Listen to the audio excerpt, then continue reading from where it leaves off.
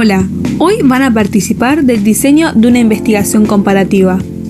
Trataremos de averiguar si reforzar con mallas los cierres de las laparotomías medianas reduce las eventraciones en pacientes de riesgo. Lo haremos a través de 6 bloques y al final de cada bloque podrán formular preguntas y sugerencias para el diseño. Durante el desarrollo estará habilitado el chat. Les damos la bienvenida. A partir de ahora todo será una simulación. Muy bien.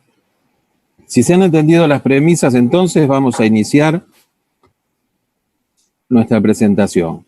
La idea es investigar si la adición de una malla al cierre con sutura en la laparotomía puede reducir la tasa de eventraciones. Para esto, para desarrollar nuestra investigación, debemos contar con conocimientos previos. Por lo tanto, los distintos componentes de nuestro equipo se han encargado de la búsqueda bibliográfica y de conocer, por ejemplo, cuál es la carga de casos que puede dar nuestro servicio, etcétera, para ver entonces cómo podemos estructurar esta investigación. Vamos a empezar entonces con la información que tenemos a partir de la búsqueda bibliográfica. Adelante, Agustina.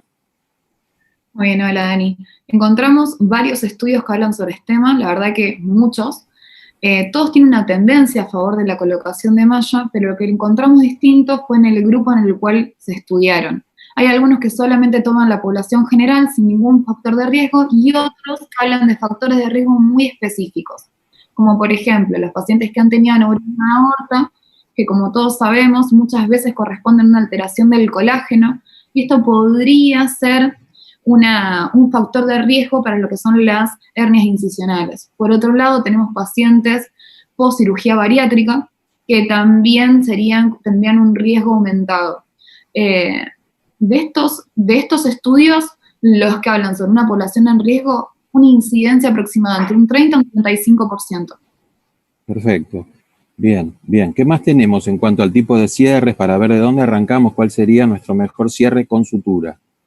Entonces, lo otro que hicimos fue buscar cuál sería nuestro gold standard, o sea, hoy cuál es el mejor cierre que se propone, y lo que encontramos es que el cierre en small bites, en pequeñas puntadas con sutura continua y hilos lentamente reabsorbible, es el gold standard, que con este tipo de cierre pudimos bajar las eventraciones de un 35,8% a un 19,5% más o menos.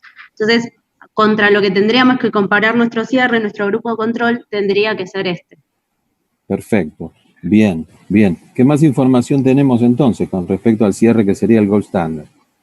Bueno, la European Hernia Society lo que dice es que actualmente no hay ninguna recomendación formal sobre cuál es el cierre óptimo de las laparotomías de emergencia.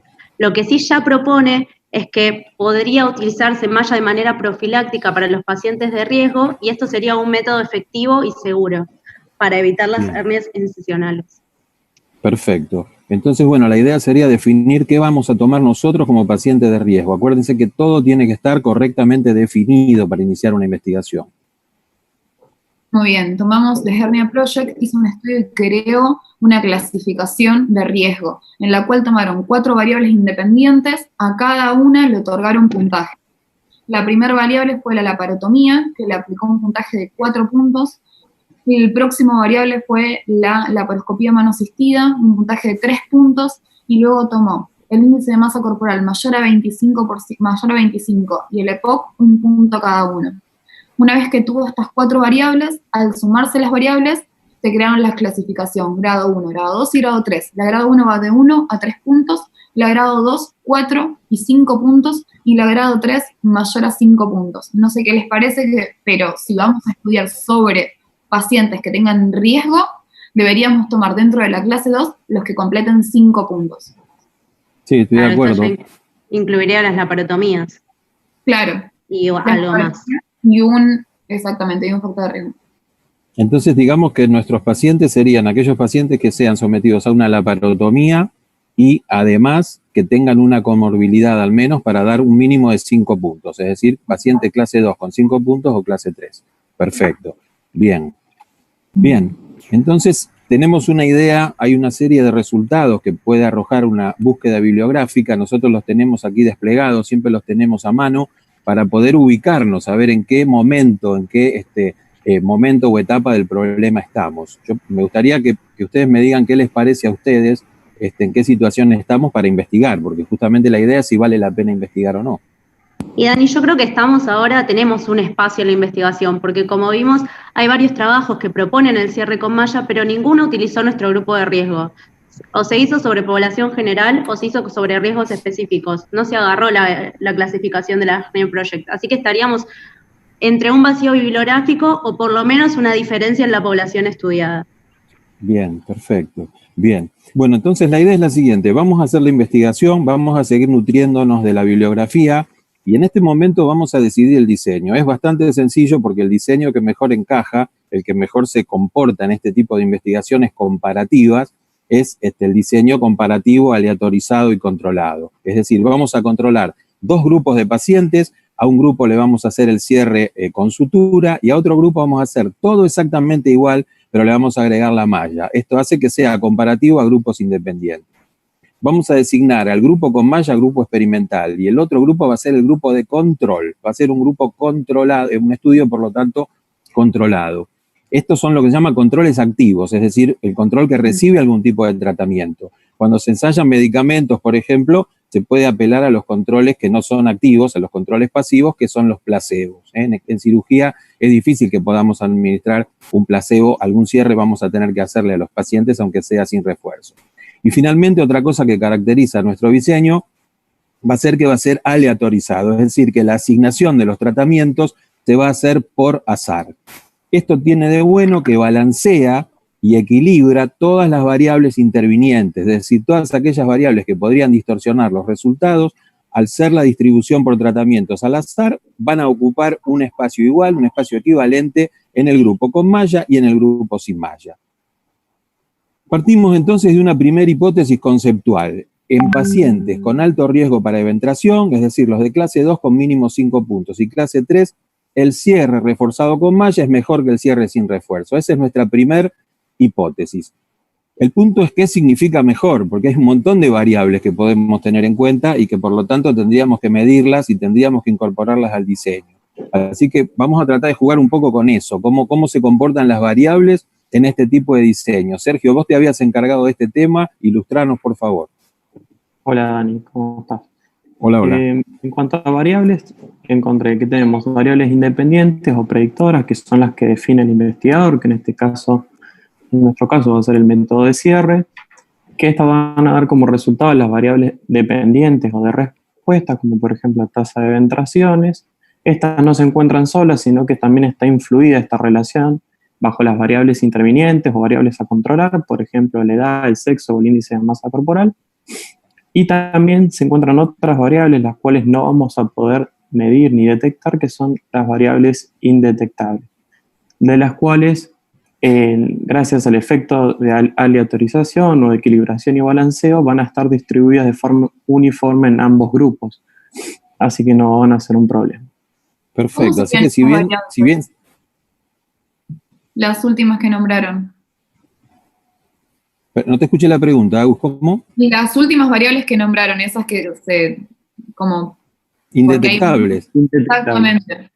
¿Un ejemplo? Sí. Y son características personales de los pacientes, por ejemplo, algún déficit de colágeno que no llega a ser una enfermedad, por lo tanto es subclínico y no hay forma de detectarlo, no tenemos manera que no sea experimental de incluirlo en el estudio, es decir, no son comorbilidades, son características propias de los pacientes y por lo tanto, desde el punto de vista médico, son indetectables. También se supone, como nos decía Sergio, que se van a equilibrar, que se van a distribuir de manera equivalente en el grupo con malla y en el grupo sin malla. Claro. Bien. Bueno, vamos entonces, contame Sergio qué lugar ocuparían las variables, así nos vamos predisponiendo a hacer las distintas mediciones que tengamos que hacer durante el diseño. Bien, en cuanto a variables del estudio, tenemos la variable independiente predictora, que dije el método de cierre, sin y con malla, la cual va a dar como resultado la variable dependiente de respuesta, que pueden ser las tasas de eventraciones, las complicaciones, el dolor, el tiempo operatorio, el tiempo de internación postoperatoria y los costos de cada técnica. También vamos a controlar otras variables que van a intervenir, que es la edad, por ejemplo, que sabemos que a medida que que la persona envejece el colágeno y también predispone a tener eventraciones. En el sexo no se sabe, pero también la vamos a evaluar. En el índice de masa corporal, a medida que aumenta, también aumenta la posibilidad de tener eventraciones. Las comorbilidades, como por ejemplo el déficit de colágeno, la clase de riesgo en Hernia Project y la experiencia del cirujano. Bien, yo propongo que la experiencia del cirujano la transformemos de variable en constante, es decir, vamos a tratar de estar todos entrenados, vamos a entrenar a todos los que participen para no tener una nueva variable, para no multiplicar la variabilidad, ¿se entiende? Entonces vamos a proponer dentro del protocolo que lo hagan cirujanos entrenados, que estén relacionados con la colocación de malla, etcétera, etcétera, ¿bien?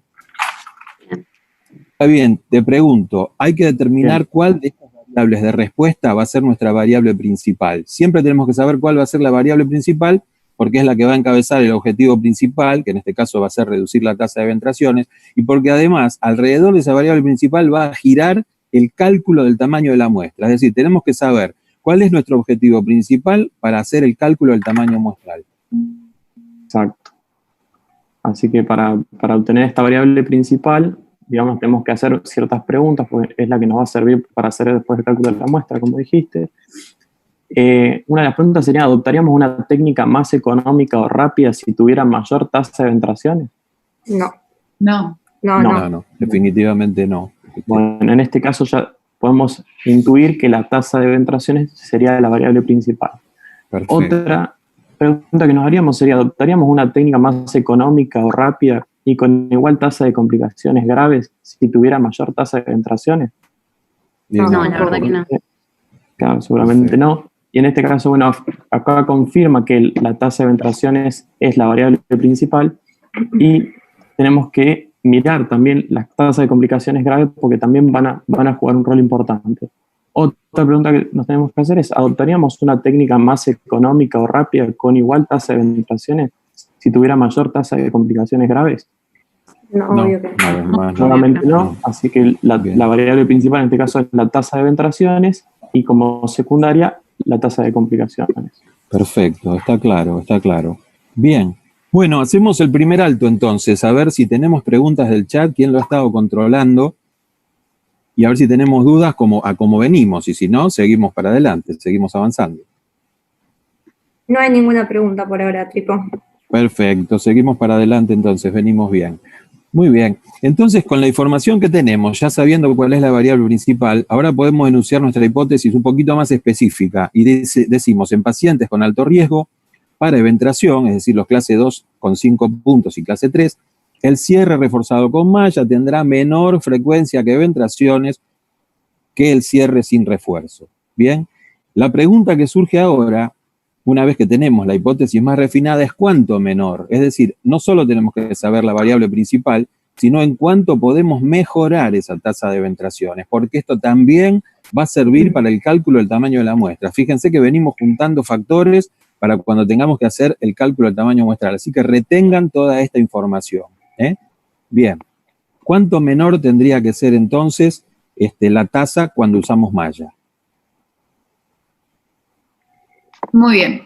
Yo encontré una revisión sistemática que es la que muestro a continuación. Es un 4spot, es un gráfico en el cual cada línea nos muestra uno de los estudios incluidos en esta revisión sistemática. Y vemos como todos van hacia el lado de favor mesh, o sea que es mejor el uso de mallas. Y son menor a 1, o sea que los radios nos da que es un factor protector.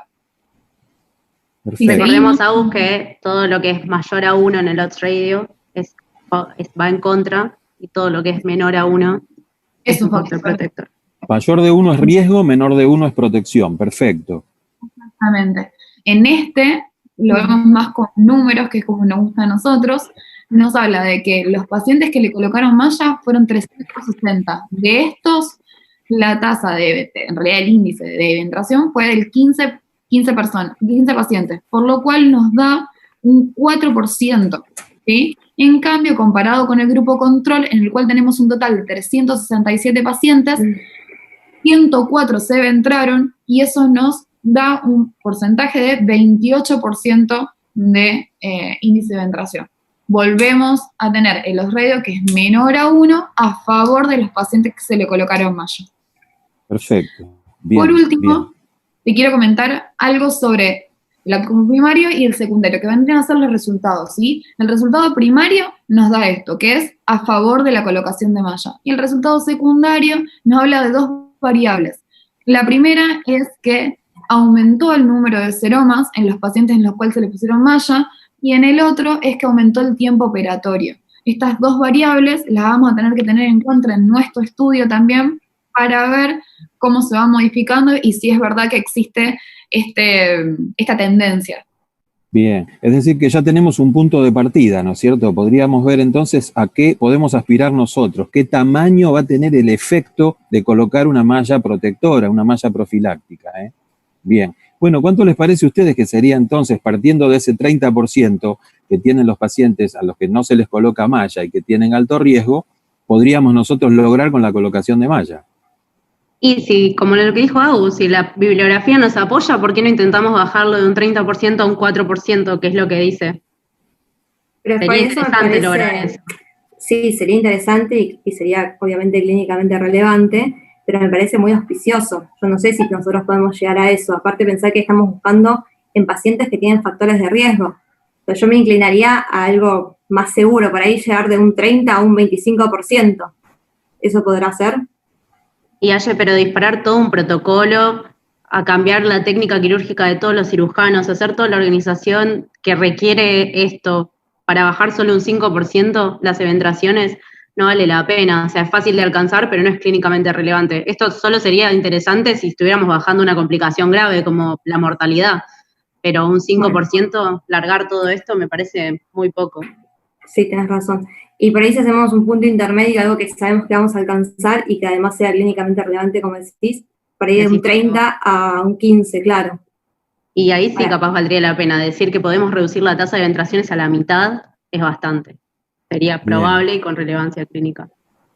Bien, ¿Vos qué decís, a mí me Dani? parece que estamos por ahí, pero yo les agregaría un ingrediente más que podemos tener en cuenta. Ustedes recuerden que existe una cosa que se llama sesgo por protocolo, es decir, cuando estamos bajo un protocolo de investigación, todo tiende a salir mejor. Los pacientes tienen menos frecuencia del evento negativo porque lo hacemos todo con más cuidado, los cierres van a ser muy prolijos, muy cuidadosos, muy dentro del protocolo. Yo diría entonces que apuntaría a un 25% para los pacientes que no reciban malla. Recuerden que son pacientes de altísimo riesgo y creo que podríamos bajarlo a un 10%. Estamos entre esa mitad que propuso Ayelén y el 4% que nos dan los trabajos del metaanálisis donde no todos los pacientes eran de riesgo. Creo que nos quedamos entre 25 y 10% y una vez más tendríamos una diferencia probable de alcanzar y con relevancia clínica. ¿Qué les parece? Perfecto, me convence. Buenísimo. Bien, bien. Les quiero aclarar un par de detalles. Primero, cuando decimos diferencia mínima clínicamente relevante, ¿por qué decimos clínicamente relevante? Bueno, porque tiene que ser una diferencia que justifique desarrollar una investigación, poner el gasto, poner pacientes con algún grado de riesgo dentro de grupos aleatorizados, etcétera. Es decir, lo que decía Fabiana, tiene que tener una importancia clínica la diferencia que vayamos a buscar. 2%, 3%, 4% de diferencia es muy poco, pero a la vez tiene que ser la mínima clínicamente relevante, porque si apuntamos a una diferencia mayor y después obtenemos una menor, pero que sea clínicamente relevante también, no vamos a tener significación estadística para esto. Es decir, probablemente la P no nos dé y nos quedemos simplemente con las conclusiones para la muestra y no podamos generalizar los resultados, ¿ok? Así que yo creo que estamos bien con un 25 para 10%, estamos cumpliendo con una diferencia mínima y que a su vez era clínicamente relevante. Es la mínima que tiene relevancia clínica, ¿bien? Bueno, no sé si recolectaron alguna duda del chat. Chicos, ¿tienen alguna duda hasta acá? Vamos a tomar unos segundos para que la puedan expresar y si no, seguimos para adelante. ¿No hay dudas o no se entiende nada? Esperemos que no hayan dudas. Sí, esperemos que no Bueno, no. avanzamos un poco muy bien, entonces. Con la información que tenemos hasta ahora, ya ahora podemos aplicarle a nuestra hipótesis, que era conceptual, agregarle un tamaño del efecto. Y vamos a hipotetizar en pacientes con alto riesgo para eventración, clase 2 de 5 puntos y clase 3, el cierre reforzado con malla reducirá la frecuencia de ventraciones de 25 a 10%. Esto no es hipótesis estadística, no tiene nada que ver con la hipótesis nula.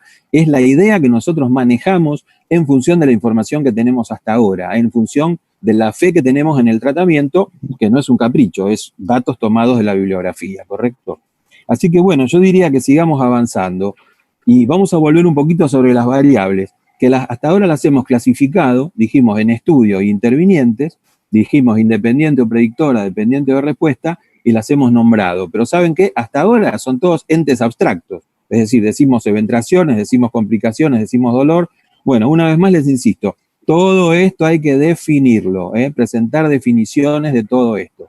Y hay que establecer cuáles son las reglas de medición y las escalas de medición.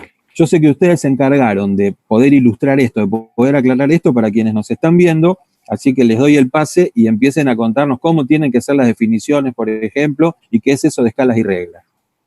Sí, exactamente, Tripo. Es muy importante definir los conceptos. Básicamente, lo ideal sería que el concepto que definamos coincida con nuestra práctica cotidiana, con lo que hagamos habitualmente. Y de esa manera lo vamos a poder aplicar a nuestra tarea asistencial, que es la idea justamente de investigar, saber si sirve en nuestra tarea asistencial diaria. Y por otro lado, también conviene que coincidan o deben coincidir con las investigaciones previas, y de esa manera podemos comparar nuestros resultados con los que hayan tenido en otros trabajos de investigación. Perfecto. Esto entonces en cuanto a las definiciones operativas, ¿a qué le llamamos qué cosa y cómo vamos de alguna manera a medirla de acuerdo con lo que dice la bibliografía? Bueno, ¿y qué pasa con lo de escalas y reglas? Bueno, básicamente para entender, por esto lo vamos a usar mucho, la escala va a ser la graduación que nos sirve para medir una magnitud, ¿sí? ¿Qué quiere decir esto? Por ejemplo, para medir la talla de un paciente usamos un sistema métrico, ¿sí? Que puede ser medido en centímetros, en metros, en milímetros si queremos también. Y las reglas son todos esos procedimientos que llevamos a cabo para llevar esa medición.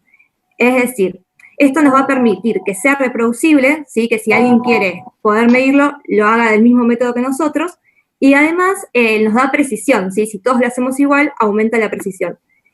¿Cuál sería la regla en caso de medir la talla de un paciente? Bueno, que se mida descalzo, con la mirada al frente, ¿sí? Los pies centrados. Esto es lo que nos va a servir establecer escalas y reglas para que sea claro nuestro trabajo de investigación. Perfecto. O sea que las reglas nos ayudan a que sea reproducible en otro lado. Todos estemos midiendo de la misma manera con los mismos... En el caso de que decidamos hacer un trabajo multicéntrico, por ejemplo, todos vamos a usar las mismas reglas, todos vamos a medir de la misma manera. O sea que el objetivo sería disminuir los errores que podamos llegar a tener. Disminuir los errores y aumentar la precisión, que sea, aunque lo medamos distintas personas, se mida de la misma manera. Bien, perfecto, me han convencido.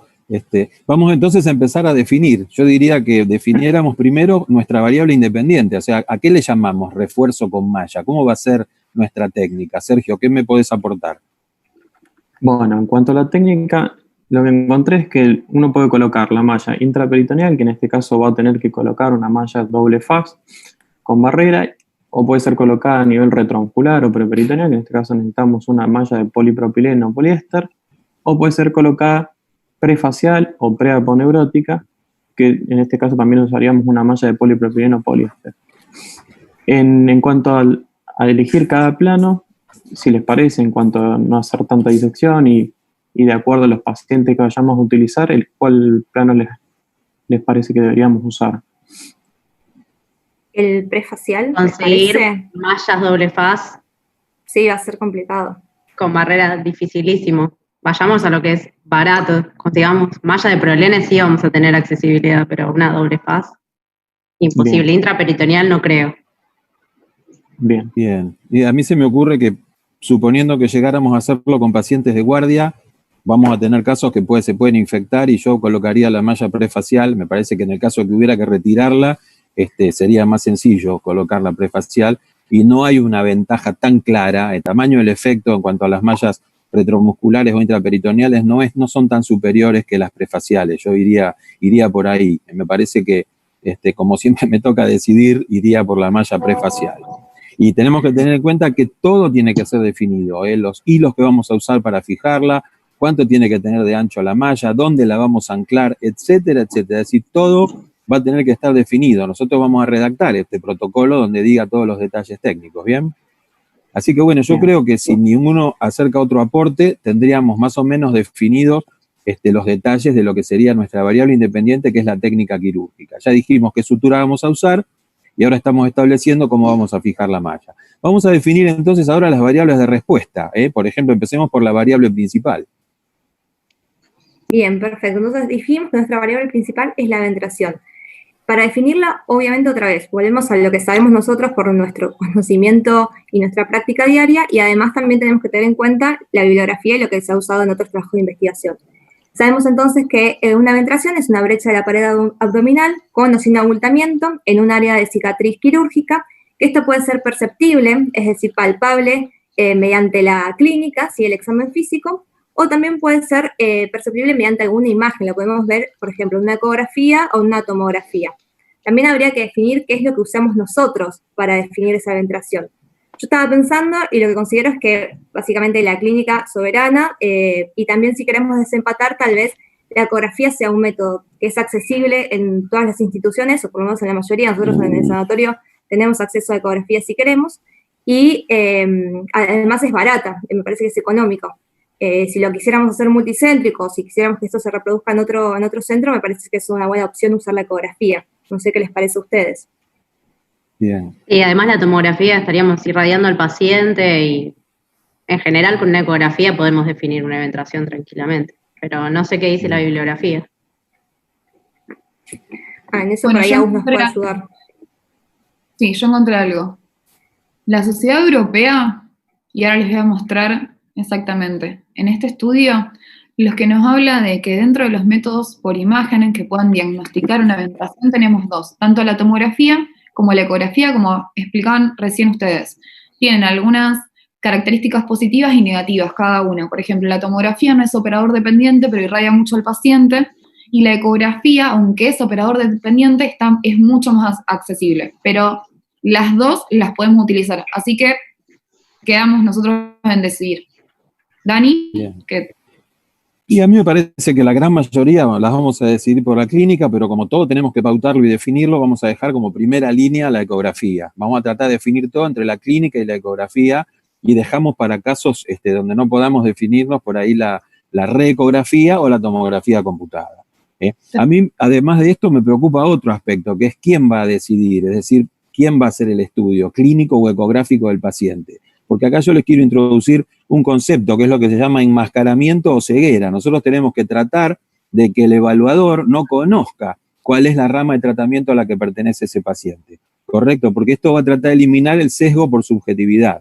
Bien, entonces, acuérdense, como recurso, ¿no es cierto?, para evitar el sesgo, lo que llamamos enmascaramiento o ceguera. En este caso, el paciente no va a saber si se le coloca un malla o no, y el evaluador, ya sea el que haga la parte clínica o el que evalúe por ecografía, tampoco va a estar al corriente. Por lo tanto, sería un estudio de doble ciego. Y con esto eliminamos o reducimos por lo menos el sesgo, ¿bien? Perfecto. Primera consulta, en cuanto al seguimiento, ¿qué les parece? ¿Cuánto tiempo deberíamos seguirlos a los pacientes? Y yo digo que hagamos algo que podamos hacer, sigámoslos un año. La mayoría de las eventraciones pasan dentro del primer año. Pero un año, Fabi, me parece que nos vamos a perder un porcentaje de ventraciones que se producen al segundo, al tercer año. Y si lo seguimos, no sé, 7, 8 años, ¿no nos aseguraríamos de tener todas las eventraciones y no perdernos ninguna? Me parece un montón, 8 años. 7, 8 años, por favor, no. Miren que yo ya tengo más de 50, por favor. No, la idea es terminarlo en vida. Bueno, vamos a recurrir a la bibliografía de nuevo. Quienes nos están viendo ya saben que un protocolo no se arma con intuiciones, ni con caprichos, ni con corazonadas. Tenemos que nutrirnos de lo que nos dice la bibliografía. A ver, la señorita bibliografía, Agustina, ¿qué encontraste? Bueno, ahora les cuento qué encontré. Y voy a nombrar a Beatriz, que dijo mínimo 8 meses, un año. Es verdad, la gran mayoría de las eventraciones aparecen dentro del año, del primer año. Eso es verdad. Pero hay mucha incidencia, ¿sí?, en lo que sí a los 2 años subsiguientes al primero. Y en este estudio de la Sociedad Europea nos deja bien claro que mínimo hay que seguirlo durante 3 años. No 10, no 1, pero 3 años sí o sí. Ah, perfecto. Fíjense que esto es una guía clínica, que está basada en el trabajo de Fink. Por lo tanto, esto es como para nosotros la Biblia, para la Biblia para los católicos o el Corán o lo que fuere. Pero quiero decir, nosotros tenemos que dar bastante crédito a lo de las guías clínicas porque esto va a regir de alguna manera distintos aspectos de la investigación. Bien, así que yo creo que vamos a quedarnos con eso, seguimiento por clínica y por ecografía. Vamos a ver a los pacientes por clínica y por ecografía cada vez que presenten síntomas, cuando ellos sospechen, cuando nos consulten por dolor o por abultamiento abdominal. Y a su vez los vamos a ver a todos antes de cerrar el protocolo. Es decir, si un paciente estuvo asintomático, igual a los 3 años lo vamos a citar para poder cerrar el protocolo, ¿correcto? ¿Están de acuerdo? Miren que vamos a tener que trabajar mucho, Sí. Perfecto. Bien. Bueno, entonces sigamos con esto de operacionalizar las variables, ¿no es cierto? Vamos a ver en qué escala medimos las eventraciones, o sea, las medimos, las contamos, ¿cómo es esto? Aclarame un poquito, porque esto es muy importante para el cálculo del tamaño de la muestra y para la selección de las pruebas de hipótesis, para lo que se viene después. Bien, Dani. Bueno, lo que estuvimos viendo, lo que dijimos antes, es que básicamente nosotros medimos todo en escalas, ¿sí? Y nuestra variable principal, que es la eventración, básicamente va a ser una escala nominal o categórica. ¿Qué quiere decir esto? Básicamente que le ponemos una categoría, no es que lo medimos, sino que la categoría es eventración sí o eventración no, ¿sí? Esto quiere decir que lo que establecemos es la cantidad de pacientes, una proporción entre la relación de pacientes eventrados en los dos grupos, en el grupo con malla y en el grupo sin malla. Y esto lo vamos a expresar mediante el porcentaje, ¿sí? Porcentaje de pacientes con eventración a 3 años en cada una de las ramas de tratamiento. Perfecto, así que entonces la variable principal va en escala nominal o categórica y se resume en proporciones. Siempre sabemos en qué escala medimos y en qué estadístico lo vamos a resumir, en una proporción. Muy importante esto para cuando hagamos el cálculo del tamaño de la muestra. Yo insisto con esto porque es la pregunta que me paran en los pasillos. Tripoloni, ¿cuántos pacientes necesito para hacer un estudio X? Bueno, y si bien no es sencillo, tampoco es imposible hacer el cálculo. Exactamente. En cuanto a las complicaciones, está Claudine Dindo, que es el que usamos en la residencia habitualmente, que nos va a dar un orden, ¿sí?, de la complicación. Por eso lo llamamos escala justamente ordinal. Lo que establece es un orden del 1 al 5, ¿sí? Pero también tenemos que saber que este orden no es exacto, es decir, que el intervalo entre uno y otro no es totalmente proporcional. No podemos decir que 4 es el doble de 2. Sabemos que 4 es de mayor gravedad, pero sin embargo no podemos establecer que es exactamente el doble. Por otro lado, también un ejemplo que usamos siempre es, bueno, el paciente en el grupo 5, en el grado 5, está muerto. No podemos decir que está medio muerto, ¿sí? Entonces es una escala ordinal, nos establece los órdenes, pero no es exactamente equivalente la relación entre cada grado. Los intervalos son distintos. Exactamente. Bien. Y bueno, Te escucho. No, bueno, y esto lo vamos a poder ordenar, lo vamos a poder resumir también en proporciones, como hablamos recién con el nominal o categórico. Perfecto, o sea que la diferencia en las dos son escalas que establecen categorías, simplemente que en una las categorías están ordenadas, es una escala un poco más avanzada. Bien. Exacto. Yo digo, para ilustrar un poquito más, ¿qué otros ejemplos se acuerdan de escalas ordinales? Porque las estudiamos, las empleamos mucho en medicina y en cirugía. Sí, a mí se me ocurre. Bueno, el Hinchey de cirugía, tal cual. El ASA, de riesgo anestésico también. Bien, perfecto. O sea, son constructos, son escalas que no resultan de una medición, sino que el hombre, el estudioso, el investigador le ha puesto números y ha graduado entonces esa escala ordinal. Yo, por si tenemos a alguien que no es de la cirugía, les digo, por ejemplo, la escala de Virginia Apgar, de vitalidad al nacer, que se hacen los chiquitos, también es una escala ordinal. Es una escala ordinal de muchos puntos, pero es una escala ordinal también. Bueno, ¿y cómo mediríamos, por ejemplo, el tiempo que nos tome la cirugía? Que esto es importante también para ponerlo en el balance. Bien, bueno, esta variable secundaria del tiempo básicamente va a ser una escala continua o interválica, ¿sí? ¿Qué quiere decir? Que básicamente el intervalo entre un valor y el otro sí es exacto. Es decir, si un grupo se tarda 20 minutos en la cirugía y el otro tarda 40, podemos decir que tarda exactamente el doble. Estos se van a resumir en parámetros de tendencia central, en media o en mediana, o también se pueden resumir en parámetros de dispersión, como desvío estándar o rango. Perfecto, bien. Bueno, bien entonces. Entonces, a ver, vamos a ver si entendimos. Me gustaría que participen de ver a qué escala le corresponde la medición de determinada variable y cuál va a ser la forma de resumen, cómo lo vamos a resumir. Esto es muy importante porque cuando hagamos el análisis de cada una de estas escalas, al seleccionar el test de hipótesis, vamos a tener que decirle al software en qué escala está medida la variable y cómo está resumida. Así que arranquemos con lo que tenemos, a ver. Antes de empezar con esto, voy a hablar un poquito del chat, así resumimos, porque hay algunas cuestiones. Dale. La primera es que dijeron que una de las escalas puede ser Baltasar, una escala ordinal, por ejemplo. Sí, Lo dijo perfecto. Perfecto. Perfecto, también la escala de Baltasar. Preguntas, el grado de obesidad, ¿qué vendría a ser? El índice de masa corporal, por ejemplo. Bueno, la tenemos para desarrollar. Se nos adelantaron. Se adelantaron porque la tenemos para desarrollar. Está muy bien. ¿Tenés alguna otra pregunta, Agus? Beatriz también nos pregunta si el tipo de tejidos flácidos o fuertes tendría alguna incidencia o lo podríamos tener como algún tipo de variable. ¿El tipo de tejido del paciente? Sí.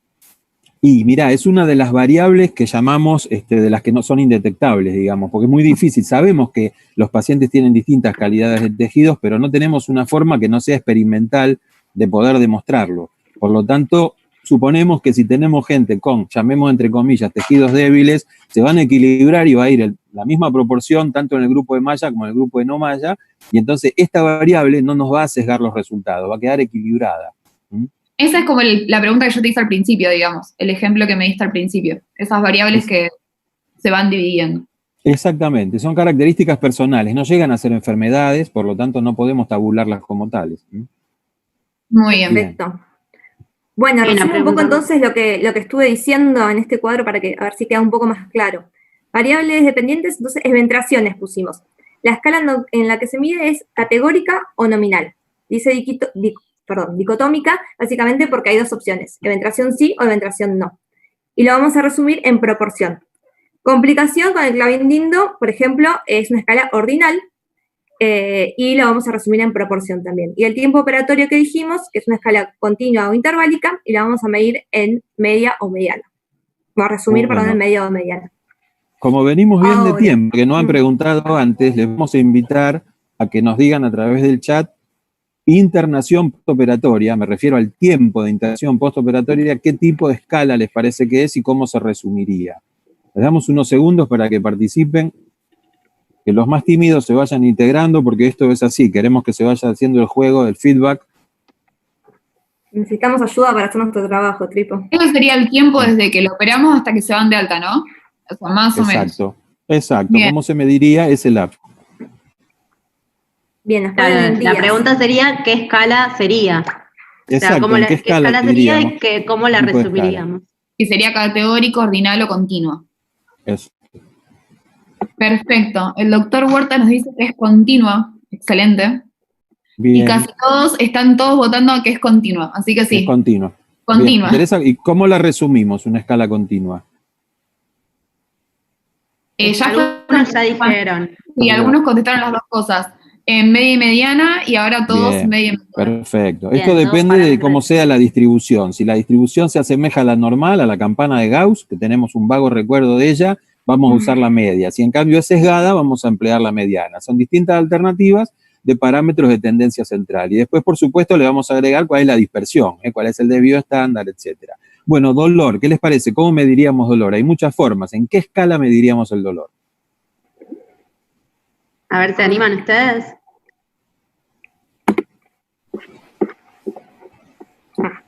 Estamos entrando en dudas algunos. Sí. Algunos dicen categórica y otros dicen ordinal. Los que dicen categórica deben pensar dolor sí, dolor no. Esta es una escala categórica. Si dicen ordinal, está muy bien. Estamos pensando en una escala que, si bien es numérica, no resulta de una medición. Todavía, hasta donde yo sé, no tenemos dolorímetro. Por lo tanto, es una escala que inventamos nosotros. Así que es una escala ordinal. Bien, nosotros lo que es... Perdón. Te escucho. No, que nosotros lo que solemos hacer básicamente es decirle al paciente del 1 al 10 cuál es tu dolor. Por eso es que le hacemos ordinal. No, sabemos que el dolor 10 es el más fuerte, el más intenso, pero no podemos decir que es exactamente el doble del 5, ¿sí? Por eso asemejamos con lo que pasaba con el Clavien-Dindo. Pero en este caso es una ordinal extensa, tiene más de 6 valores. Entonces, se puede resumir de otra forma. Se puede resumir como una continua, como con media mediana. Solamente Media porque mediana. es una ordinal extensa. O sea, Perfecto, si tiene sí. menos de 6 valores, proporción, y si tiene más de 6 valores, media y mediana. Listo, lo tengo. Excelente. Vamos a costos entonces. Si nadie tiene dudas sobre lo anterior, vamos a costos. Recuerden que el dolor se podría medir, por ejemplo, también en una escala discreta, es decir, cantidad de ampollas que requirió de rescate, por ejemplo. Y a veces lo que conviene, que lo que vamos a hacer en nuestro protocolo, es medirlo de más de una manera para ver si hay coincidencia. Porque como medir el dolor es una cosa, digamos, es un constructo, no es una cosa natural, a veces los pacientes se contradicen, dicen tengo mucho dolor, tengo 8, 9, pero no requieren dosis de rescate. Entonces habría que tratar de establecer de alguna manera una correspondencia entre una forma de medición y la otra. ¿Tenemos propuestas para el costo? ¿Cómo medimos? ¿En qué escala medimos el costo? Mientras contestan, Beatriz dice que hay pacientes que no saben responder cuán fuerte es su dolor, como por ejemplo los niños o personas con algún tipo de demencia senil. Igual tenemos estrategias para Sí, eso. tiene razón, tiene razón. Santilli contestó una estrategia, contestó escala visual, justamente eso lo puede marcar también, y lo Muy puso que era bien, la ordinal. escala visual, perfecta. Y también sigue siendo una escala ordinal de alguna manera porque el paciente está volcando la percepción a lo largo de un segmento, ¿no es cierto? No deja de ser una escala ordinal también, perfecto. Bueno, y costos, Cintia Salazar nos responde que es continuo y se resume en media y mediana. Está prestando atención. Ah, perfecto. Muy bien. No sé si tiene razón, pero sí que estamos de acuerdo con ella. Bien.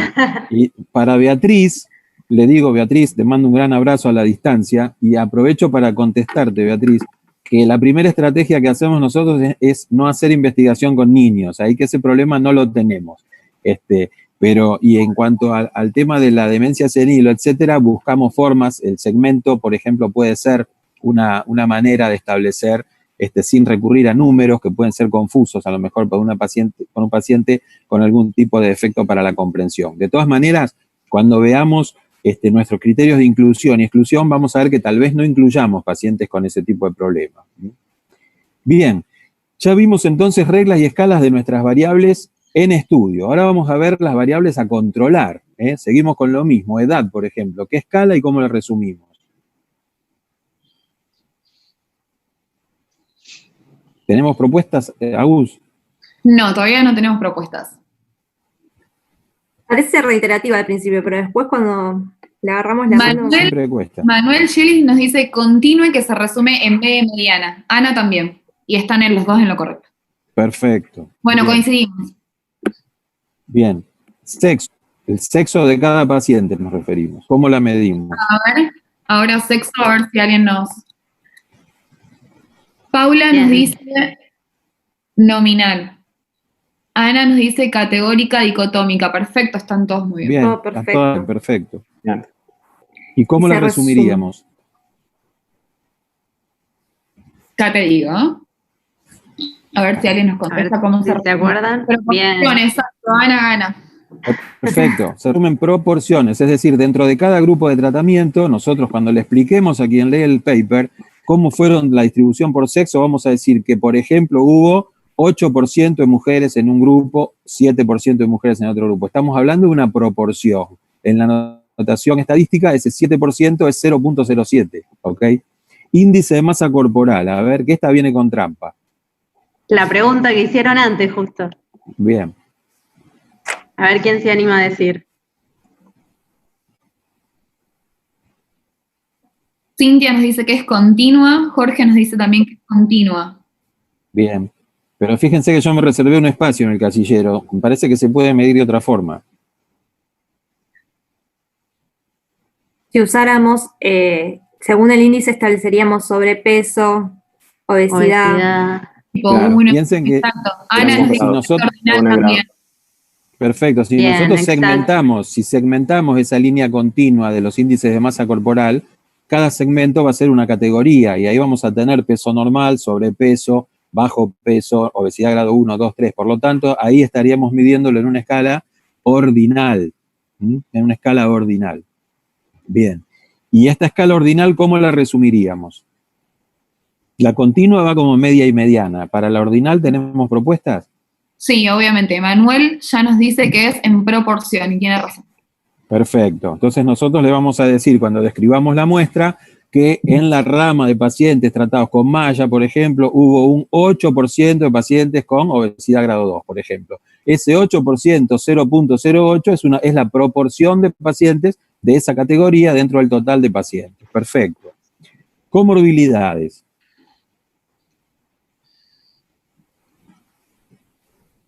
Piensen que vamos a tener que tomarlas uno por uno. Cada comorbilidad, ¿no es cierto? Maya nos Por dice separado.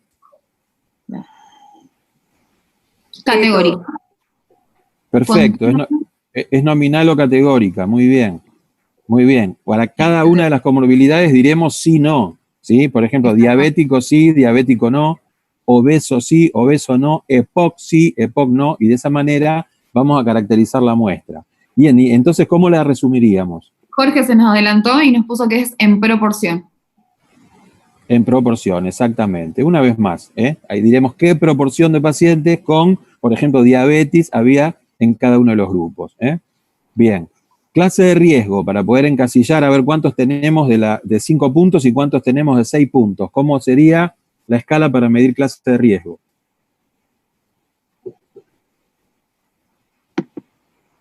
¿Tenemos propuestas? Hay una de las propuestas que fue continua. Por las dudas les recuerdo que la clase de riesgo de Hernia Project se agarraba 4 variables y los clasificaba en 3 clases. Claro. 1, 2 y 3. Que nosotros... Construía una escala. La escala no existe, la construye el investigador. Bien. Claro, ahí Manuel pone es como el ASA y Ana nos responde que es ordinal. Excelente, excelente. ¿Y cómo se resume entonces?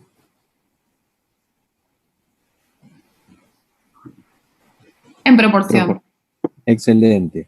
Bueno, ASA ya la contestaron recién entonces, ya dijimos, es ordinal y la habíamos dado como ejemplo. En algunos trabajos ustedes van a ver que hay gente que promedia el ASA, no hay forma, desde el punto de vista estadístico es incorrecto promediar las escalas ordinales, excepto que sean escalas largas, que tengan más de 6 valores posibles, como podría ser el Virginia Apgar o como podría ser nuestro segmento o nuestra escala graduada para el dolor. Bien.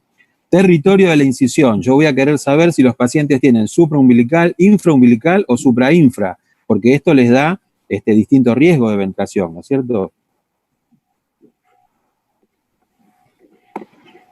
¿Ya nos contestaron? No, todavía no. ¿Escala? Nominal. Nominal, perfecto. Por lo tanto, se resume en... Proporción, ahí dijeron. Excelente. Bien.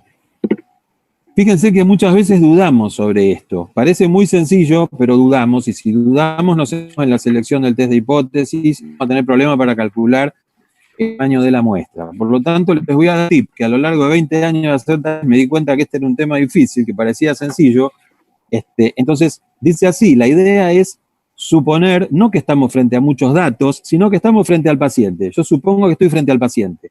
Bien, y entonces tengo que decir, ¿qué hago con ese paciente? Si le voy a medir algo o contar algo, por ejemplo la edad, por ejemplo su índice de masa corporal, o si debo atribuirle al paciente una categoría, colocar al paciente en una categoría.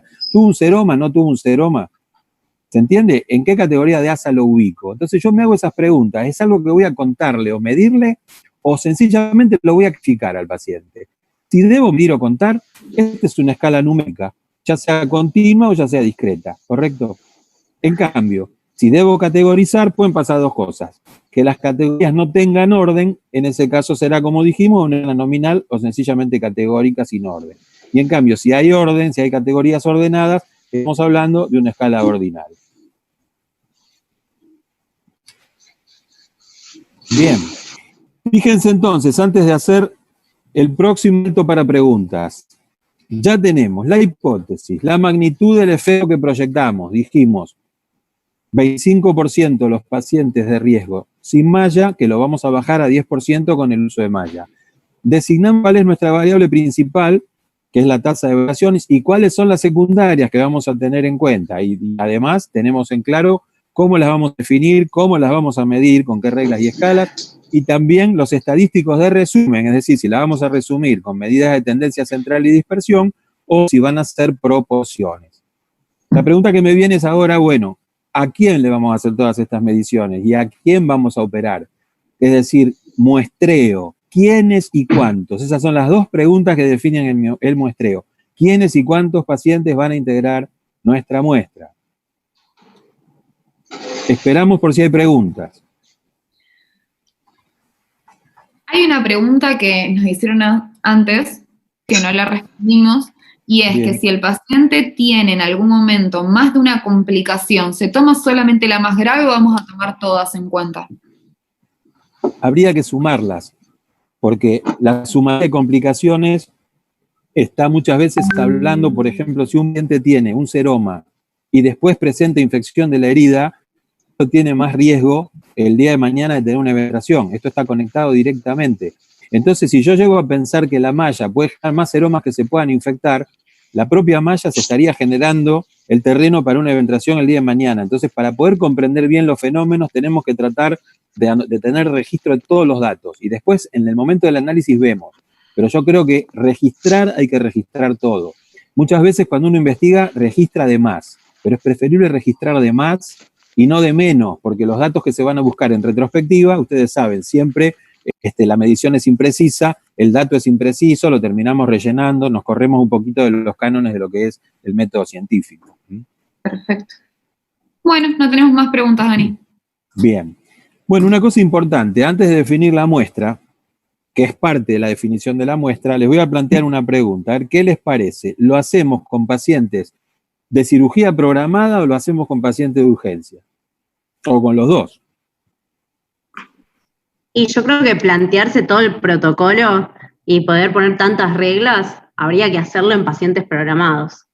Así es más fácil de estandarizar. Sí, pero Fabi, pensá que nosotros, por lo menos nosotros, ¿no? Y creo que la mayoría de centros, los programados pueden hacerse por vía laparoscópica y en general las cirugías abiertas son por guardia. Entonces, para llegar a un número más fácil, necesitaríamos agarrar las cirugías de guardia. Y aparte, por otro lado, pensé que nosotros tendremos que elegir pacientes que tengan factores de riesgo. Y tal vez esos factores de riesgo en cirugías programadas se pueden corregir de alguna manera. En cambio, en la de guardia, no. No sé qué piensan el resto. Bien, perfecto. No, yo creo que han discutido fenómeno. Tenemos criterio de factibilidad por un lado. Es verdad, en la guardia nos va a tomar mucho más trabajo poder instalar el protocolo, poder monitorearlo, que se cumpla correctamente, pero yo creo que nos tendríamos que tomar el esfuerzo porque si vamos a la planta vamos a tener, va a ser muy difícil encontrar un tamaño muestral importante.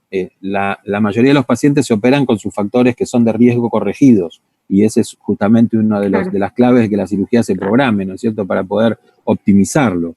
Así que yo creo que va a ser difícil cumplir con el tamaño muestral si vamos a la cirugía programada. Bueno, esto requiere un equilibrio. Esta decisión son decisiones de los distintos grupos de investigadores y tiene que ver con cómo funciona su hospital. Así que nosotros vamos a hacerlo en la guardia. Yo creo que esa es mi moción, pero no quita que en otros sitios se pueda hacer un protocolo similar con pacientes programados. Dani, en el chat hay una propuesta de hacer en ambos grupos. ¿Se podría realizar tanto en la guardia como programados? En realidad, como poder se puede, se adicionarían los casos, pero vamos entrando en un terreno de heterogeneidad de la muestra. Es decir, claro, va a quedar la muestra heterogénea, va a haber pacientes programados versus pacientes de urgencia. De pronto, esto nos puede enturbiar un poco las conclusiones. Y además, habría que revisar, que por ahí quien lo propuso tiene muchas laparotomías y realmente ir a la planta le puede sumar muchos casos. Yo creo que en nuestro caso no vamos a sumar mucho, entonces correr el riesgo de la heterogeneidad. Para no agregar demasiados casos, yo me quedaría con los pacientes de guardia por ahora. Y le preguntaría a Sergio, ¿qué pacientes vamos a incorporar? ¿Qué características de los pacientes? Ya sabemos que tienen que ser de riesgo, pero deberían tener otras características para poder ingresar al protocolo. Bueno, Dani, en este caso que nosotros elegimos los pacientes de guardia, tenemos que ver lo que son criterios de inclusión, que son aquellos factores o aspectos de los individuos, ¿no es cierto?, para poder incluirlos al estudio. En este caso vamos a usar pacientes mayores de 18 años, o sea que van a ser adultos, que son los que usamos generalmente en investigación. Por eso en la pregunta de recién, niños no los vamos a incluir. Van a tener indicación de laparotomía mediana de urgencia o de emergencia. y según la bibliografía donde sacamos que va a tener un grupo 2 o 3 de la clasificación de Hernia Project, o sea, 5 o 6 puntos. Es importante que el paciente sea dueño de su voluntad y por lo tanto comprenda los objetivos del estudio y que nos pueda prestar consentimiento escrito del mismo. Perfecto. Lo de la laparotomía va a ser mediana simplemente para, de nuevo, para poder homogeneizar los grupos, ¿no es cierto? Para no incluir laparotomías laterales o laparotomías transversales, etcétera, que de por sí en la guardia no se usan mucho. La vía de preferencia es la laparotomía mediana, ¿correcto? Bueno, entonces yo entiendo que todos los pacientes que cumplan con estos criterios, adentro, les pedimos si se quieren reclutar, si se quieren incorporar a la muestra. Claro. Los pacientes que tengan los criterios de inclusión pueden a su vez presentar algunos de estos criterios en los cuales lo vamos a tener que sacar del protocolo, del estudio. Por ejemplo, si tiene una expectativa de vida menor a de 2 años, o sea que no va a cumplir con el seguimiento que nosotros nos propusimos. Embarazos, que esté bajo quimioterapia o una terapia inmunosupresora, porque suponemos que también la expectativa de vida puede ser menor. El índice de masa mayor a 35, que ya tenga la laparotomía previa, o que tenga una radioterapia en campo abdominal de recientemente. Perfecto. Fíjense que acá en lo que es criterios de exclusión se conjugan criterios que tienen que ver con lo práctico, criterios que tienen que ver con que los pacientes no asuman demasiados riesgos, criterios que tienen que ver con la homogeneidad, como por ejemplo descartar aquellos que ya habían tenido laparotomías, porque los tejidos, esos pacientes tienen más riesgo de tener eventración, y también criterios éticos, ¿no es cierto? Es decir, pacientes que están transitando una enfermedad maligna y que están en terapia inmunosupresora, etcétera, bueno, también no estaría bueno incluirlos en una investigación que es de un problema, si se quiere, menor. Les hago una consulta, por ejemplo, si podemos excluir a los pacientes diabéticos que sabemos que tienen mayor tasa de infección, por ejemplo, ¿se podría hacer eso? No, ahí no se excluirían los diabéticos porque en la población general la tasa de diabetes es una enfermedad muy prevalente, por lo tanto no deberíamos incluirlo porque si no nuestra muestra no sería extrapolable o generalizable a la población general. Pero no puede pasar que, por ejemplo, queden muchos diabéticos en una rama y pocos o casi ninguno en otra rama y eso modificar los resultados de nuestro estudio. Claro, ese es gracias al efecto de aleatorización o la ley de grandes números, si uno utiliza muchos, digamos, los pacientes, se van a distribuir de manera equilibrada y homogénea en ambos grupos, así que eso no van a haber la misma cantidad de diabéticos en cada grupo. Okay, bueno, ven que la estadística no nos trae problemas, a veces nos trae soluciones, ¿eh? La ley de los grandes números nos dice que si tenemos un número determinado, más de 30 o 40 o 50, depende de la distribución, en cada grupo de tratamiento, vamos a poder confiar en que estos factores se van a equilibrar y tendríamos, por ejemplo, distribuidas las comorbilidades de manera equivalente en un grupo o en otro, la diabetes, los EPOC, etcétera. Así que es una buena noticia que nos trae la estadística que nos da tanto trabajo, ¿no? Una buena. Bárbaro. Y última pregunta.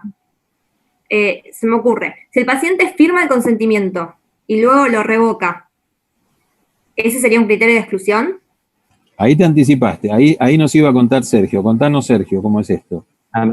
Ahí no, esto sería un criterio de eliminación, o sea que uno lo incluyó, está haciendo el seguimiento, pero por ejemplo, durante la operación encuentra que tiene expectativa de vida menor de 2 años. Por ejemplo, está operando y encuentra que tiene carcinomatosis peritoneal. Ese paciente que lo incluimos previamente, en este caso lo eliminamos porque no vamos a poder hacer un seguimiento.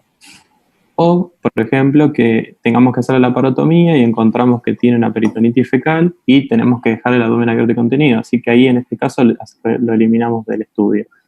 Y también esta pregunta que me hiciste, que es que revoque el consentimiento.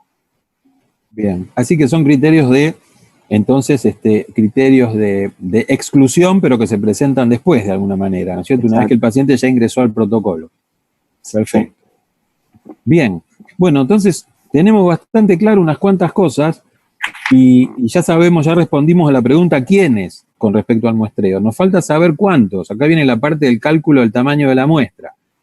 Presten atención, miren. Para el cálculo del tamaño de la muestra hay que conocer algunas cosas que ya sabemos. Primero, la escala de medición de la variable principal. ¿Cómo vamos a medir la tasa de ventración? Te escucho. En una escala categórica o nominal. Exactamente, la vamos a resumir en proporciones. Así que esta la tenemos, ya sabemos la escala de medición.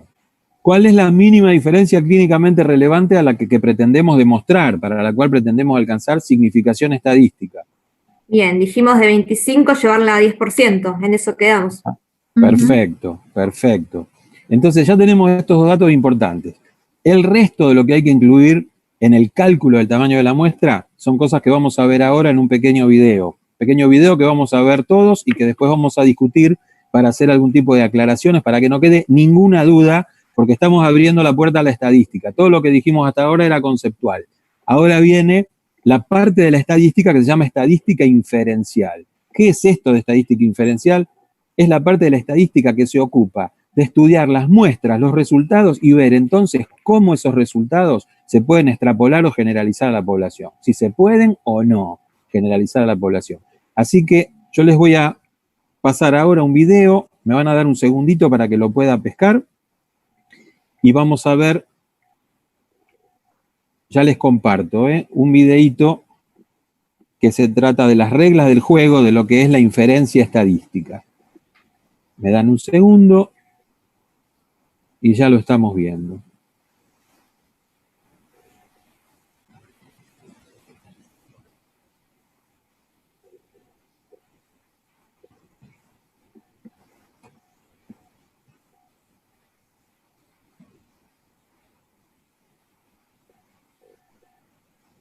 A ver si lo tenemos.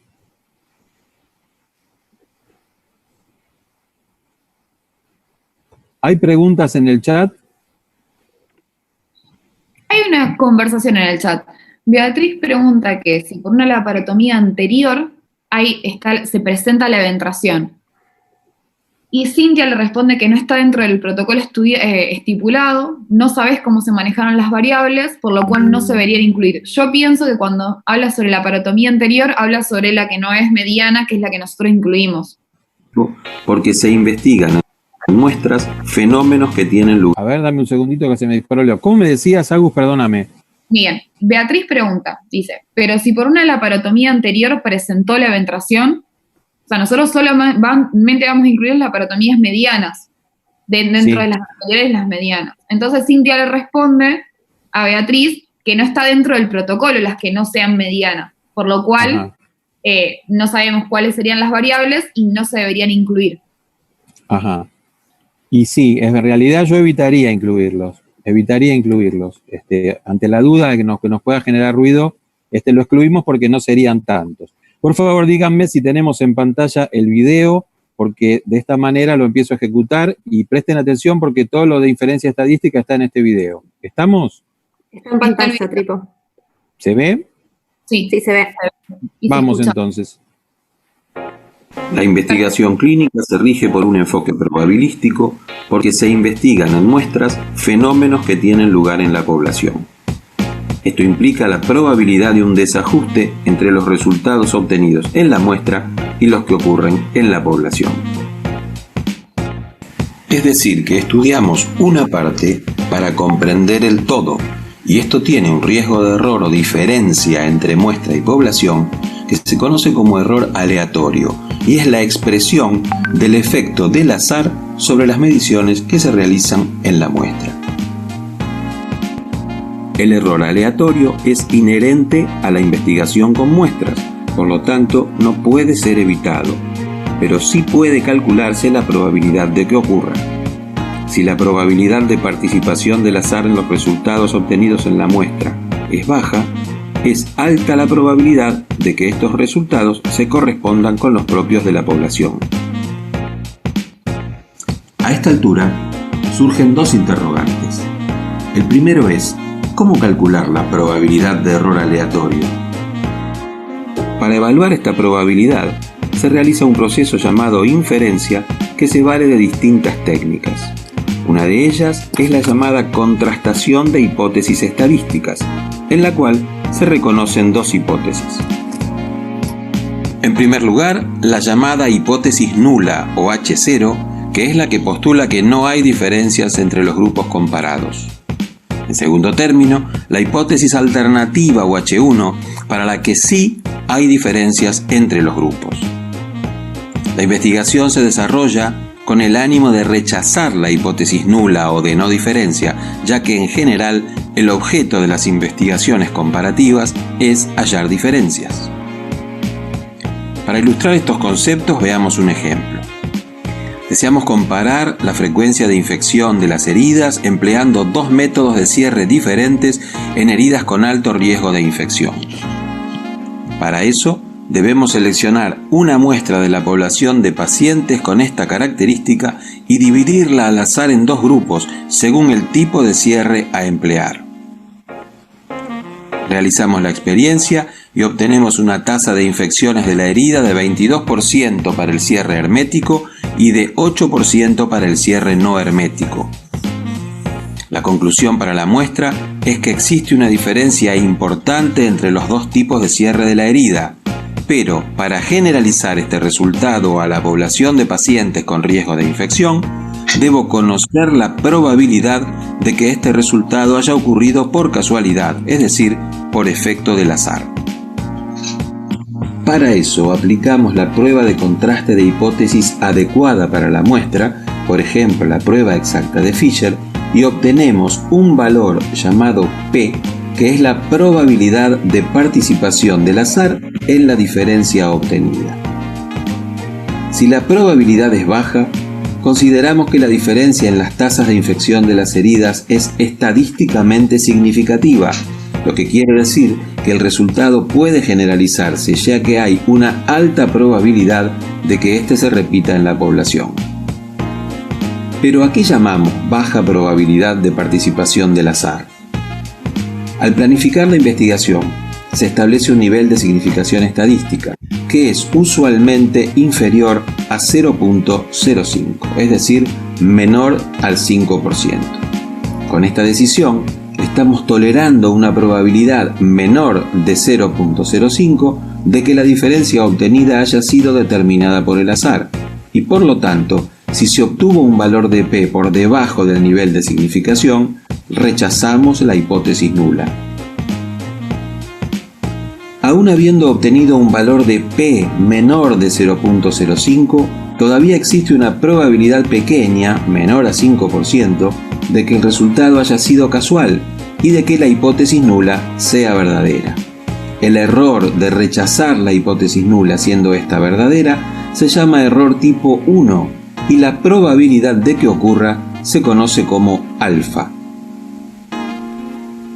Si el valor P obtenido con la prueba de hipótesis es superior al nivel de significación estadística establecido, fallamos en rechazar la hipótesis nula, por lo cual, aunque la diferencia observada entre los grupos que componen la muestra sea de gran magnitud, este resultado no puede generalizarse. Así como puede cometerse un error tipo 1 al rechazar la hipótesis nula siendo esta verdadera, también puede cometerse un error si fallamos en rechazarla siendo esta falsa. Este es el llamado error tipo 2 y la probabilidad de que ocurra se denomina beta. En general, esta situación de no encontrar una diferencia significativa en la muestra, que sí ocurre en la población, es atribuible a un tamaño insuficiente de la muestra, por lo cual la probabilidad beta disminuye conforme aumenta el tamaño de la muestra, es decir, a medida que aumenta su potencia o poder estadístico, que se define entonces como la probabilidad de detectar una diferencia estadísticamente significativa. Por lo tanto, si aumenta el poder estadístico de la muestra, disminuye beta. Podemos decir que el poder estadístico es igual a 1 menos beta, o que beta es igual a 1 menos el poder estadístico. El cuadro siguiente resume lo explicado respecto a los resultados de la muestra, la realidad de la población y las decisiones que tomaremos según los valores de P que resulten de las pruebas de contraste de hipótesis. En la primera línea, si hemos hallado una diferencia significativa en la muestra, la decisión entonces es rechazar la hipótesis nula. Si la diferencia existiera en la población, estaremos tomando la decisión correcta. Pero si no existe diferencia en la población y solo fue hallada en la muestra por efecto del azar, Al rechazar la hipótesis nula, estaremos cometiendo un error tipo 1. En la segunda línea encontramos la situación en la que no hemos hallado diferencia en la muestra. Por lo tanto, fallamos en rechazar la hipótesis nula. Si la diferencia no existiera en la población, estaremos tomando la decisión correcta. Pero si la diferencia existe y simplemente no la hemos encontrado por un déficit de poder estadístico o potencia, estaremos cometiendo un error tipo 2. Debemos tener en cuenta que la realidad de la población es desconocida, por eso solamente podemos calcular las probabilidades de los distintos errores posibles. Solamente puede ocurrir error tipo 1 en aquellas investigaciones que encuentren diferencias estadísticamente significativas y solamente puede ocurrir error tipo 2 en aquellas que no encuentren diferencias significativas.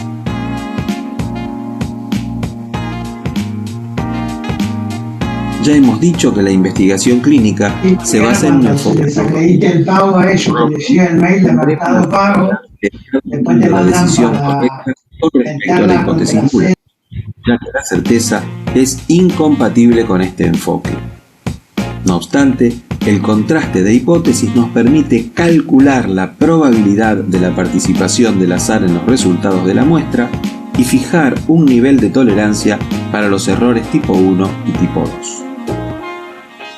Por todo esto, la planificación de una investigación debe perseguir dos objetivos principales. En primer lugar, seleccionar un nivel de significación estadística bajo para reducir a un mínimo la probabilidad de error tipo 1. En segundo término, dotar al diseño de un alto poder estadístico con un tamaño muestral adecuado para reducir a un mínimo la probabilidad de error tipo 2. En resumen, la contrastación de hipótesis estadísticas implica, primero, enunciar la hipótesis nula.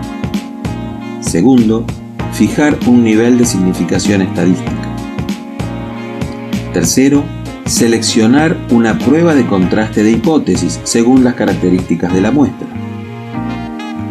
Cuarto, aplicar la prueba a la muestra en estudio. Finalmente, según el valor de P que arroja la prueba, rechazar o no la hipótesis nula. Bien. Volvemos a nuestra pantalla principal.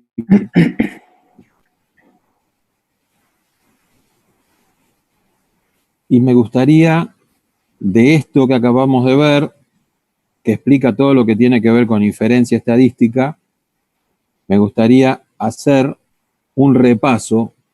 Ya lo tengo contratado a Sergio para que vuelva sobre el cuadro, que nos parece muy explicativo. Mientras tanto, junten preguntas, porque después de esto tenemos una lectura de preguntas del chat. ¿Bien? Bueno, Dani, a ver, déjame ver si entendí, entonces lo aplicamos a nuestro trabajo. Si nosotros detectamos una diferencia significativa, digamos, en cuanto a la tasa de eventraciones según el cierre obtenido, y gracias a la prueba de contrastación de hipótesis tenemos una P significativa, o sea, menor del 5%, rechazamos la hipótesis nula, y si en la población esta diferencia está, estamos haciendo lo correcto, pero si no estuviese, estaríamos cometiendo el error tipo 1 y la probabilidad de que ocurra sería alfa. O sea que en este caso eso sería lo que estaría determinado por el azar. ¿Y cuál es la probabilidad? En este caso, ¿cuál sería alfa? Este 3%. Claro. Claro, es 0,03. Exactamente. En este caso Acá tenemos 3%. Perfecto. Bien.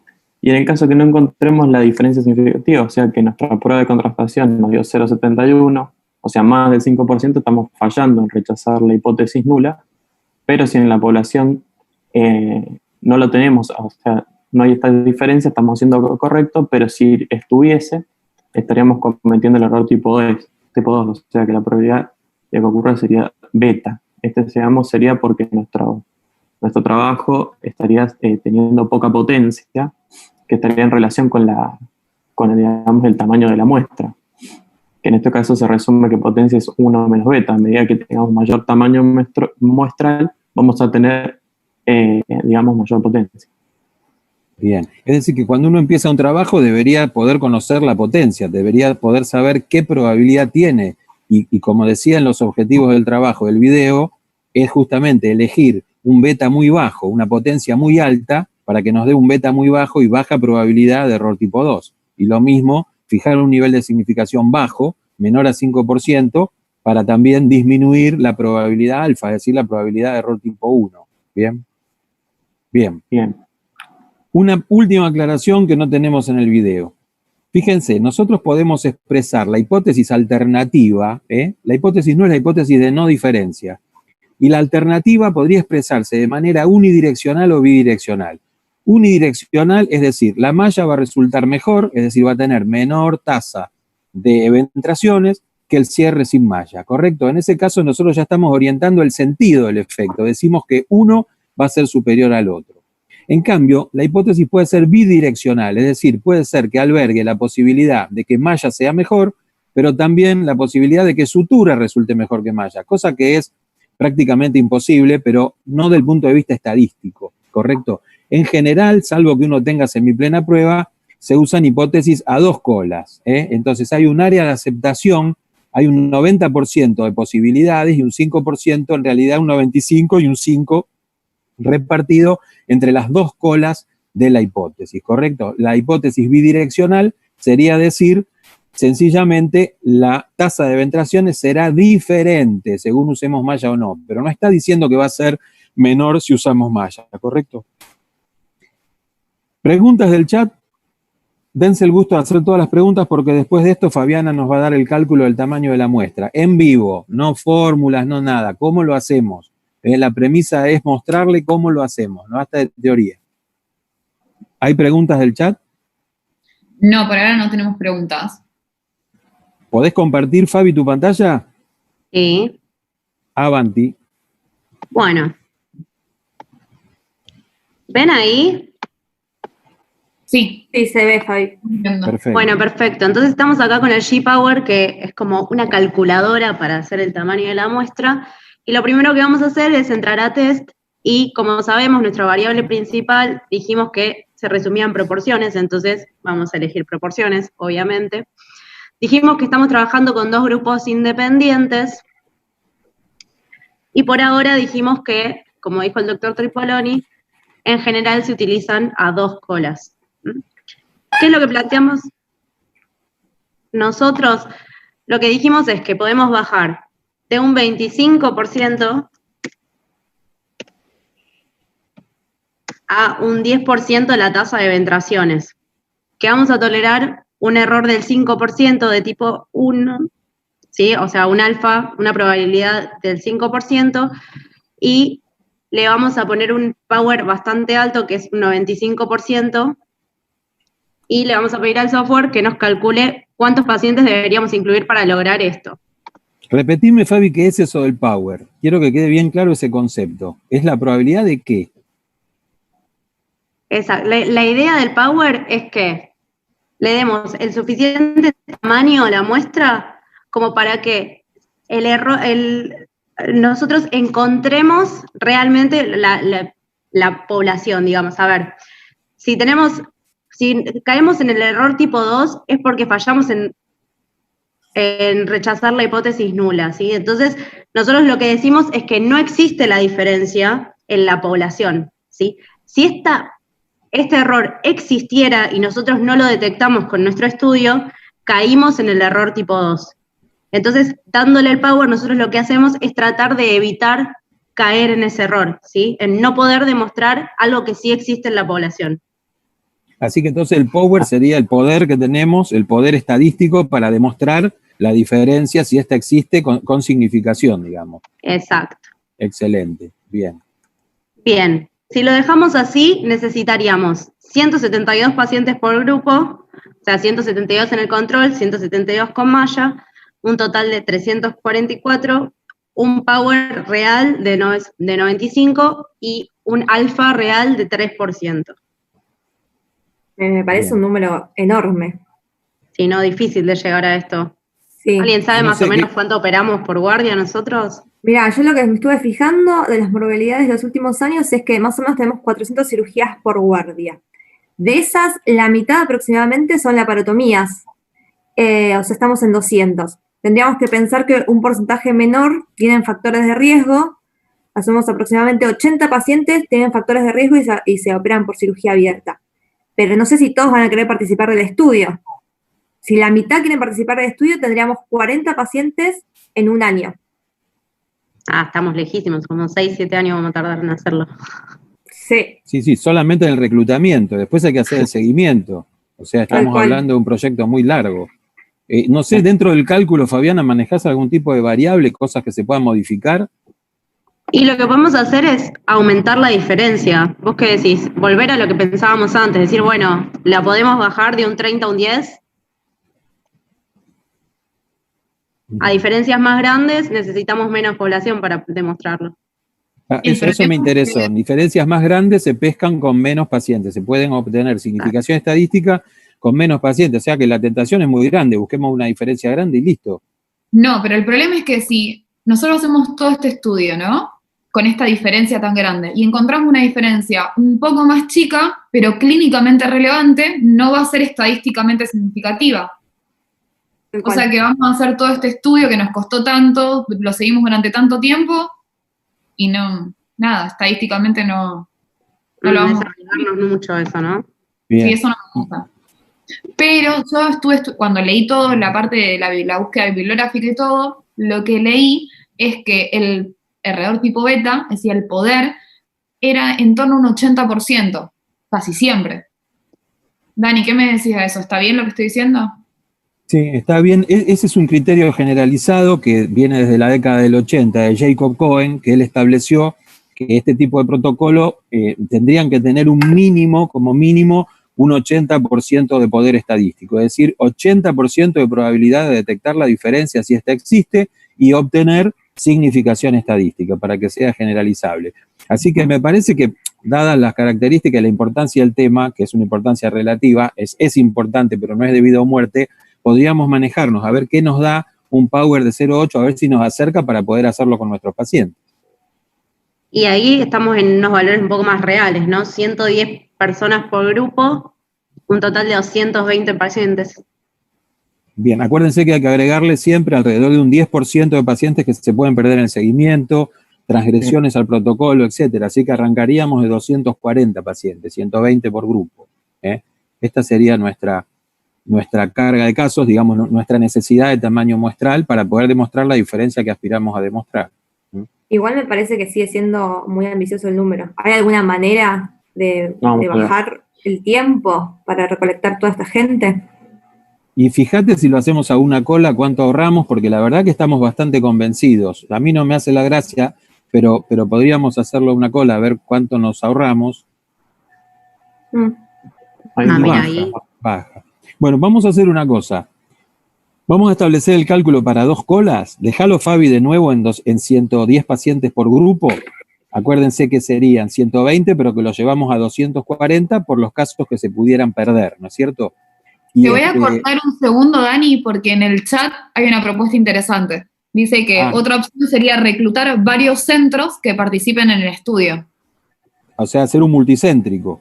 Sí, Paula dice eso, que podríamos hacer un multicéntrico, que me parece una buena opción si no llegamos con los pacientes. Es una excelente opción. No es fácil, hay que ponerse de acuerdo con distintos hospitales, hay que normatizar todo. Yo recomiendo, y la bibliografía recomienda en estos casos, hacer un estudio piloto para que todos coloquemos la malla de la misma manera, que la provisión de materiales sea igual para todos los hospitales. ¿Para qué? Para que la variable hospital en el que se operó el enfermo no termine siendo también un posible sesgo, una posibilidad de distorsión de los resultados. Pero le tomamos el aporte a Paula Belgrano, que es excelente, ella todavía no es médica, está haciendo su internado anual rotatorio, la conozco, y es de tener estas ideas, así que se la tomamos. Así que bueno, probablemente cuando definamos esto por escrito lo hagamos multicéntrico. Vamos a tener que conversar con otros hospitales para ver quién se suma al protocolo prospectivo. Buenísimo. Bien. Devuélvanme pantalla, a ver si puedo continuar con la presentación, que ya nos falta muy poquito. Estamos en presentación. Aún Está no. por compartir. Ahora sí. Ahora. Perfecto. Bueno, hasta ahora, miren hasta dónde llegamos. Ya estamos prácticamente terminando. ¿Qué es todo lo que tenemos? Tenemos casi todo hecho el diseño. Yo diría que tenemos el diseño todo hecho. Nos falta un pequeño detalle que lo vamos a dejar para la semana que viene, que es la aleatorización de los pacientes. Que es simplemente un software que nos va a dar números aleatorios. Lo que tenemos hasta acá es, fíjense, en primer lugar, la hipótesis. Ya la tenemos conceptual y la tenemos estadística, con tamaño del efecto y todo. Tenemos la magnitud del efecto proyectado para la variable principal. Las variables que vamos a medir en cada uno de los grupos, ¿qué le vamos a medir a cada paciente? Ya sea el grupo experimental o el grupo control. ¿Cómo las vamos a medir? Escalas, reglas y estadísticos. ¿Quiénes y cuántos pacientes participarán del estudio? Ya sabemos que van a ser pacientes con las características que Sergio nos dijo, que van a tener los criterios de exclusión y eliminación que Sergio nos dijo, y nos tienen que quedar un mínimo entonces de 220 pacientes, 110 en cada grupo. Así que ya sabemos quiénes y cuántos van a participar. ¿Qué nos falta, además de la aleatorización? Empezar. Casi nada nos falta, Hacerlo. conseguir un sponsor. Muchas veces tenemos que conseguir quien respalde, a una empresa que ponga las mallas, alguien que nos pueda soportar, que nos pueda hacer el respaldo económico. Y después hacerlo. Yo, sin decirles nada, estuve en conversaciones con 2 sponsors que reúnen las 2 características, nos van a dar ánimo para hacerlo y nos van a dar el apoyo económico. Vamos a ver si hay más preguntas y si no nos despedimos agradeciéndoles a todos la presencia, agradeciendo a la Asociación Argentina de Médicos Residentes de Cirugía General por el espacio, y bueno, y por supuesto a mi equipo, del cual estoy orgulloso por haber encarado esta aventura, de la cual llegamos recién a la mitad. Nos falta la semana que viene, que va a ser aleatorización de los pacientes, y vamos a leer todos los datos que produce la investigación. Vamos a hacer de cuenta que en lugar de una semana pasaron 3 años. No cuesta nada porque igual estamos en cuarentena, así que el tiempo pasa de rápido.